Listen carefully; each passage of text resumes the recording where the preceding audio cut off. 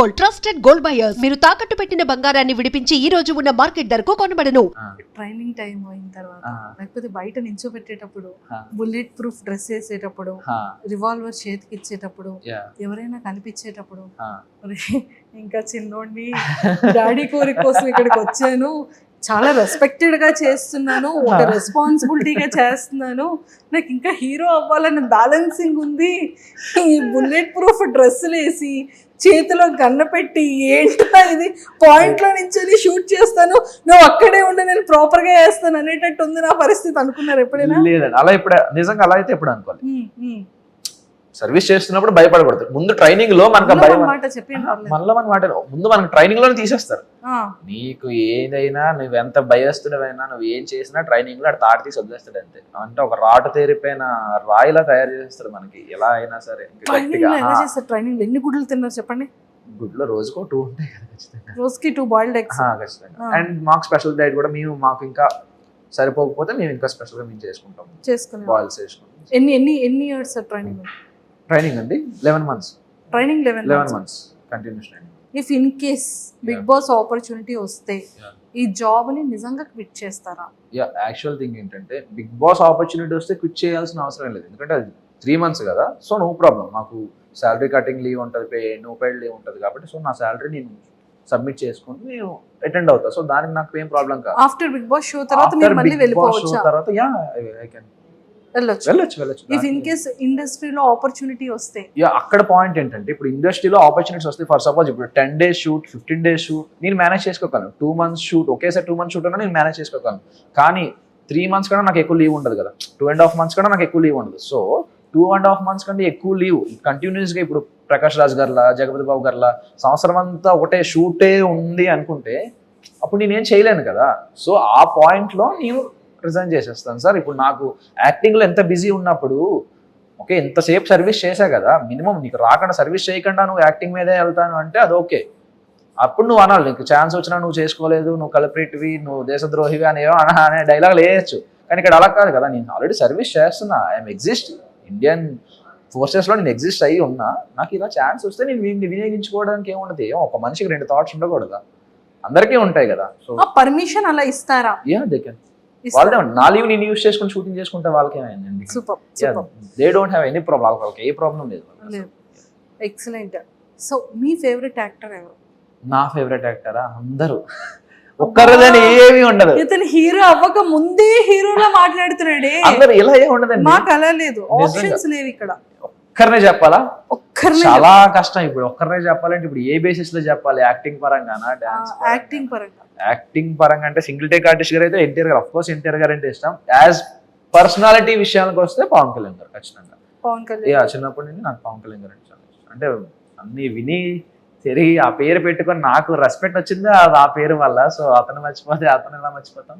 So Pawan Kalyan గారు and junior NTR గారు. Acting పరంగా అయితే జూనియర్ ఎన్టీఆర్ గారు, సింగిల్ టేక్ ఆర్టిస్ట్ కదా, అలా అవ్వాలని ఇన్స్పిరేషన్, అతనే ఇన్స్పిరేషన్ బాగా. మరి నవరసాలు వచ్చా? నవరసాలు చాలా ట్రై చేద్దాం. ట్రై చేయాలి. ఇప్పుడు ఏది చేయమంటారు చెప్పండి? కోపం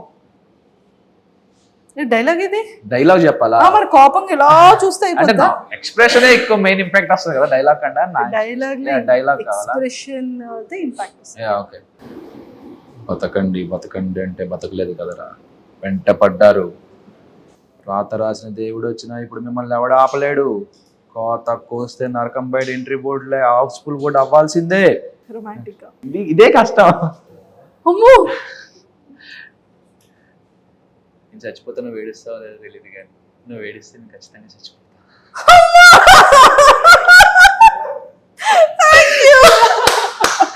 సూపర్, ఖచ్చితంగా ఇది వైరల్. సుధీర్ గారు మీ డైలాగ్ ఇక్కడ వాడేసాడు పవన్ కళ్యాణ్. అదే నాకు వెంటనే రొమాంటిక్ డైలాగ్ అనగానే ఇదే డైలాగ్ గుర్తొచ్చింది, సుధీర్ అంటే. నేను అసలు ఎక్స్పెక్ట్ చేయలేదు. ఒక్కసారి నాకు చెమటలు వచ్చేసి. మీకే కదా చెప్పమన్నారు. Yes, thank you so much. So చాలా చాలా బాగుంది. అండ్ సైకో,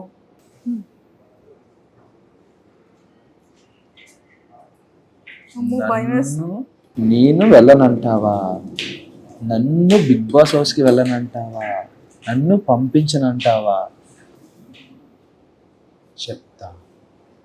వద్దు, బిగ్ బాస్ హౌస్ కి అర్జెంట్ గా ఓట్లేసి పంపించేయండి. పవన్ కళ్యాణ్ యాక్టర్ గానో లేకపోతే ఆర్మీ ఆఫీస్ గానో చూడాలి తప్ప సైకోగా చూడకూడదు. ప్లీజ్ ఎవరెవరైతే ఓటు వేయాలో దయచేసి అందరూ కూడా పవన్ కళ్యాణ్ని హాట్స్టార్ లో ఓపెన్ చేసి ఓటు వేసి అర్జెంట్ గా డీకి 10 ఓట్స్ వస్తున్నాయి అనమాట. మీరందరూ ఆ ఓట్స్ వేసి అర్జెంట్ గా పవన్ కళ్యాణ్ని బిగ్ బాస్ హౌస్ లోపలికి పంపించండి. సో పర్ హెడ్ ఓన్లీ 1 ఓటుకి మాత్రమే ఎలిజిబుల్ ఉంది, అంతేనా? సైకోగా మారొద్దు పవన్ కళ్యాణ్. ఎస్, సూపర్, చాలా ఫన్నీగా హాస్యం అంటే అండి మనకి అలా ఉంటదండి. ఏంటి చాలా చూడాలి. ఇప్పుడే చూస్తే అలాగా వెళ్ళాలి కదా హౌస్ లోకి వెళ్తే అప్పుడు విశ్వరూపాలైన నవరసలైన అప్పుడు పండిద్దాం. ఇప్పటి నుంచి ఎందుకు బలే వాళ్ళే అంతే అంటారా? అంతే మరి. సూపర్ అండి పవన్ కళ్యాణ్ గారు. ఇలాగైతే నిజంగానే చించేస్తారండి మీరు. అంతే అండి, super. And if in case మంచి రెస్పాన్స్ ఉంది బయట జనాలు, ఇన్స్టాగ్రామ్ ఎందుకు ఈ అబ్బాయి ఓపెన్ లేదు? ఇన్స్టాగ్రామ్ ఓపెన్ అంటే ఉంది, నాకు యాక్చువల్ ఇన్స్టాగ్రామ్ ఉంది. సో నేనంత అంటే నాకు చిన్నప్పటి నుంచి ఒకటి ఇన్ఫీరియారిటీ కాంప్లెక్స్ ఏంటంటే నేను ఒక గ్రేట్ యాక్టర్ అవుదాం, హీరో ఏదో పెద్ద స్టార్ అయిపోదాం అని కాదు, ఒక గ్రేట్ యాక్టర్, ఒక మంచి యాక్టర్, ఒక ప్రకాష్ రాజ్ గారు లాగా, ఒక జగపతి బాబు గారు లాగా, ఒక సావిత్రి గారు లాగా ఒక మంచి యాక్టర్, ఏ రోల్ అయినా చేసి ఒక మంచి యాక్టర్. ఎందుకు మనకి ఎగ్జాంపుల్ గా మన ఏరియాలో ఉండే సత్యదేవ్ గారు కావచ్చు, ఇలాంటి ఒక మంచి యాక్టింగ్ గా ఒక మంచి అవార్డ్స్ తీసుకుందామని, యాక్టింగ్ లో బ్రిలియన్స్ యాక్టింగ్ నేర్చుకుందామని అనుకున్నా. అంత brilliant acting bond with acting అయితే నేను కాదు, నేను ఒప్పేసుకుంటాను.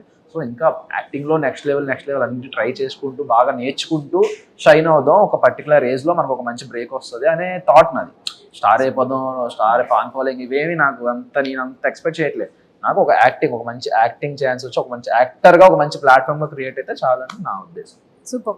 సో మేము అందరం 100% అలా ఒక మంచి యాక్టర్ గా మంచి అవార్డ్స్ తో పాటు గుడ్ నేమ్ తెచ్చుకొని అందరి హార్ట్స్ ని ఇలా విన్ అవ్వాలని మనస్ఫూర్తిగా మేమైతే కోరుకుంటున్నాం.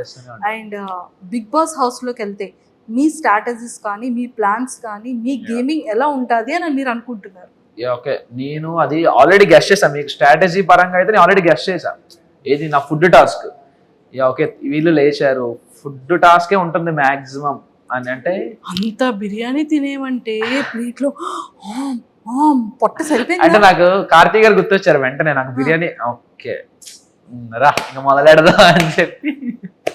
ఓకే, అక్కడ మెయిన్ థింగ్ ఏంటంటే బర్గర్ ఎక్కువ తినాలి. రైస్ క్వాంటిటీ తింటే ఎక్కువ వెయిట్ పెరుగుతాం, కానీ బర్గర్ ఏంటంటే వాటర్ తాగలగానే డైల్యూట్ అయిపోతుంది. సో నేను ఇంత ఒక 3-4 కట్స్ లో ఒక బర్గర్ తినేసి వాటర్ అలా ఒక డ్రాప్ చూసాను, అది కూడా చూసాను. అది కొంచెం ప్లస్ అయింది అనమాట. సో దాంతో పాటు ఓన్లీ బర్గర్ మీద ఉండిపోకుండా ఇక్కడ ప్లేట్ బిర్యానీ ఆవిడ మామగారు ఉన్నారు కదా, ఆవిడ మామగారు వడ్డించారు. సో ప్లేట్ ఖాళీ చేసేసారు. వెయిట్ పుట్టాన్ అవ్వాలి, బ్రెయిన్ యూస్ చేశారు స్ట్రాటజీ. సూపర్. అండ్ బయటకు వచ్చిన తర్వాత అంటే ఖచ్చితంగా పేరెంట్స్ కి ఒక చిన్న భయం ఉంటుంది. అరే వీడు మంచిగా సెటిల్ అయ్యాడు, ఇప్పుడే కదా వెళ్ళాడు, మంచిగా 2 years అవుతుంది బాబు వెళ్ళి, మంచి సెటిల్ అవుతున్న టైంలో ఈ ఆపర్చునిటీ, ఇండస్ట్రీ, యాక్టింగ్ అని చెప్పి ఇలా వచ్చాడు, ఇందులో నిజంగానే స్కోప్ ఉంటుందా, ఎంతో మందిని మనం చూస్తూ ఉన్నాం అనేది బయట జనాలకు లేకపోయినా బయట చెప్పకపోయినా పేరెంట్స్ కి హార్ట్ లో ఉంటుంది. సో అలా అమ్మ గాని నాన్న గాని ఎవరైనా డిస్కస్ చేశారా మీతో? వాళ్ళ ఫీలింగ్ ఏంటంటే వాడికి ఇష్టం లేకపోయినా మా కోసం దేశానికి సేవ చేయడానికి మా గురించి వెళ్ళిపోయాడు, మా మాట కాదనలేక వెళ్ళిపోయాడు, వాడి ప్యాషన్ అన్ని పక్కన పెట్టి వెళ్ళిపోయాడు. సో వాడికి ఇప్పుడు ఛాన్స్ వచ్చింది, సో ఎంకరేజ్ చేద్దామని ఉన్నారు వాళ్ళు. ఏంటి అసలు పవన్ కళ్యాణ్ ఇన్స్టాగ్రామ్ మొత్తం ఫీమేల్ ఫాలోయింగ్ ఎక్కువ కనబడుతుంది ఏంటి? అనుకోండి మరి. నేను చూసాను ఫాలోవర్స్ అందరినీ. అయ్యా నాకు అంత లేదండి. రాజు గారు మీరు హ్యాండిల్ చేస్తున్నారు కదా, ఫాలోవర్స్ అందరూ అమ్మాయిలు ఎక్కువ ఉన్నారా అబ్బాయిలు ఎక్కువ ఉన్నారా? ఏం చెప్పారు? లేదు, నాకు ఎవరికి రాలేదు, నా వరకు అయితే ఎవరు రాలేదండి. నేను నిజంగా ఊరుకోండి, అమ్మాయిలు అందరూ ఫాలోయింగ్ ఎక్కువ అవుతుందంటే ఏంటి సంగతి? నేను చిన్నపిల్లండి మేడం, 23 కదా నాకు. ఇంకా లేదు, నన్ను బతకనివ్వండి మేడం. అమ్మ బాబాయ్, ఏదో వాళ్ళ అభిమానం, సపోర్ట్ చేస్తున్నారు కదా, మనం ఎంకరేజ్ చేయాలి కదా. జస్ట్ అభిమానం. అంతా బాగుంది కానీ ఏదో హోప్ పెట్టుకున్నారు. అంటే అభిమానం, మీ గేమ్ మీద చాలా హోప్ పెట్టుకున్నాం, మిమ్మల్ని ఎంకరేజ్ చేస్తున్నాం కదా, సపోర్ట్ చేస్తున్నాం కదా. గేమ్ మీద ఇతని మీద గేమ్ మన లిస్ట్ లో ఎవరైనా గర్ల్ ఫ్రెండ్, మ్యారేజ్, ప్రపోజల్ ఏదో ఉంటారు. ఆర్మీ బిఫోర్ వరకు లవ్ స్టోరీ ఉందని విన్నానే. అది ఉంటే బ్రేకప్ అది. బ్రేకప్ అయింది. And for more videos, Please subscribe to iDream. Please subscribe to iDream. Please subscribe iDream. And please subscribe to iDream. For more videos, subscribe to iDream. please like, share, and subscribe to the channel. Congratulations, iDream. Subscribe to iDream. Subscribe to iDream. So subscribe to iDream Media. iDream team అందరికి huge congratulations. Please subscribe iDream Media. Please subscribe to iDream. Subscribe iDream. Please subscribe to iDream. iDream అంటే నా కళల ఛానల్ను subscribe చేసుకున్న నోరు తిరుగుతలేదు, మీరైతే గంట గుర్తు కొట్టండి. For more such videos, please subscribe to iDream. Subscribe to iDream. Please subscribe to iDream. Please subscribe iDream Media. Please do subscribe to iDream. Please subscribe to iDream Media. For best entertainment and information, please subscribe iDream. And don't forget to subscribe to iDream.